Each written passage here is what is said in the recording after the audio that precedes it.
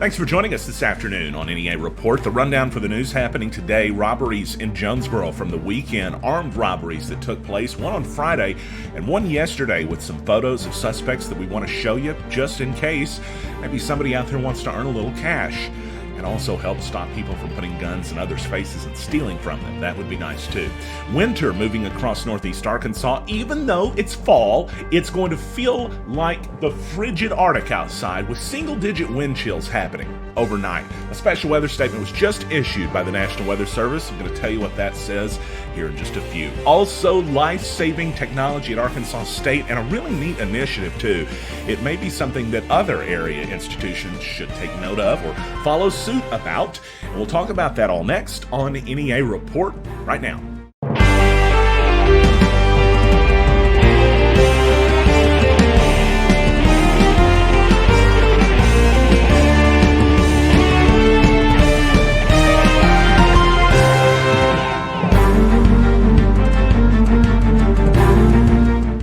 Thanks for joining us on NEA Report, where our top story today is another robbery in Jonesboro, this one last night.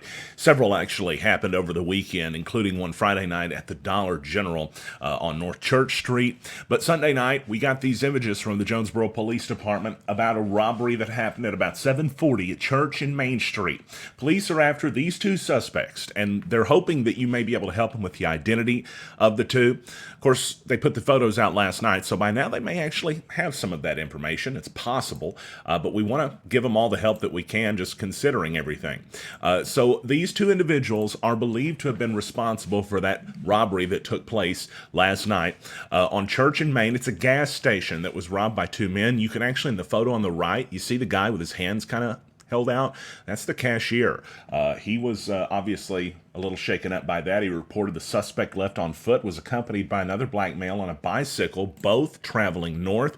If you have any information about this, Jonesboro Police Department already said they may be offering a reward, maybe a reward offered for this. So if you have some information and you can help out, we want you to call Jonesboro Police, 935-STOP. Of course, if you got eyes on the guys, call 911, or you could call, of course, the desk sergeant, 935-5657. But tips for Crime Stoppers can be submitted anonymously, and they might also include a cash reward. Not to mention, it can help stop people from pointing guns in other people's faces to steal money from them, because that is bad. Another thing that's bad right now, of course, on a totally different type of definable bad, is the winter weather stuff. By the time a lot of people are going to be watching this, the winter weather will have already moved in. That's because it's going to be moving in tonight around 5, and that's for Jonesboro. For some areas in northeast Arkansas, you'll see it a little bit earlier. It's winter in the fall. We're going to see wind chills overnight, according to a special weather statement from the National Weather Service, drop down to single digits. And that's going to be nasty. It's going to be freezing by the time 7 or 8 p.m. rolls around tonight in Jonesboro. But add to the fact that the roads are going to be slippery. It's been raining all day across the whole area, and it's going to supposedly, we're going to get a little wintry mix tonight. That's what the weather geniuses say. I don't know. I just say what they say and tell you they say it. That's a good reporter. But roads could be slippery because of that. So add to the fact that wind gusts are going to be nasty, roads are going to be slippery. You've got to slow down. I don't know why people in Jonesboro race to the next red light. And it's not just Jonesboro, but hey, it's where I live. It's where I see it happen the most. Be patient. It's okay to take an extra couple of minutes to get where you're going, especially if that means you actually do get where you're going. Well, we're talking about people's health. At Arkansas State University, they've had a really neat initiative that I got to say I was actually unaware of until today. They plan to put an automatic external defibrillator, an AED, those things they can shock your heart back into working with. They plan to put one of those in every major building on campus. They had to do 18 more, and they were just donated by the Garrett Ueckman Foundation. It's a big donation, too, by the way, $24,300 worth of AEDs donated.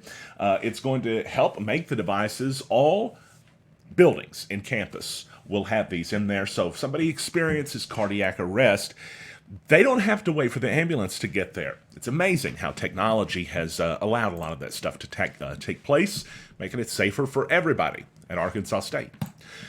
So, Representative Rick Crawford gave up his seat on the House Intelligence Committee. It's actually called the House Permanent Select Committee on Intelligence, and he actually only temporarily gave it up. This was to Representative Jim Jordan, Republican of Ohio, as the House prepares for open hearings. It's going to be this week with witnesses as part of the impeachment inquiry. Last week, there was a vote on that put it forward, 232 to 196. It's a partisan vote.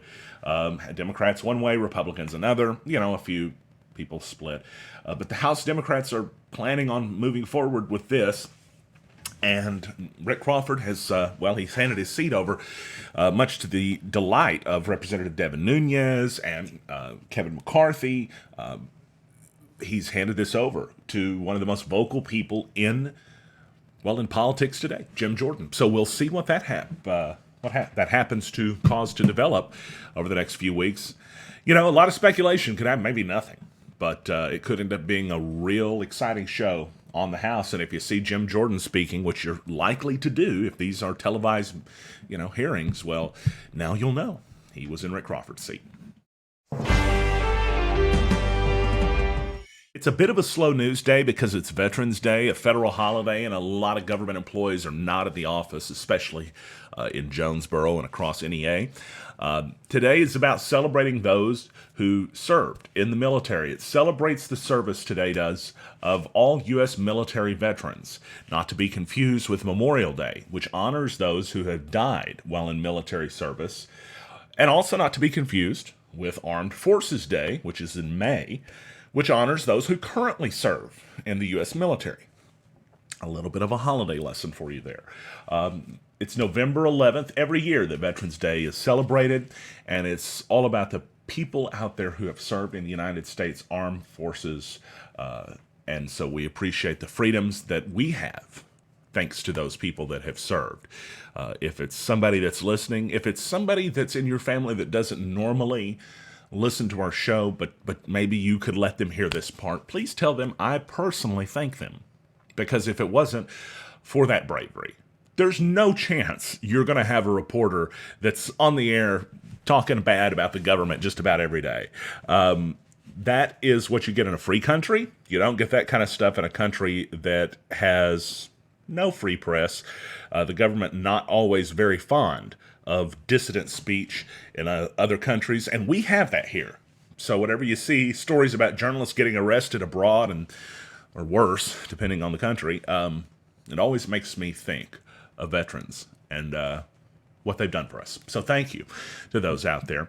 Thank you to everybody that's watched us today on NEA Report. Don't forget, you can always send your news tips along to us, news@neareport.com.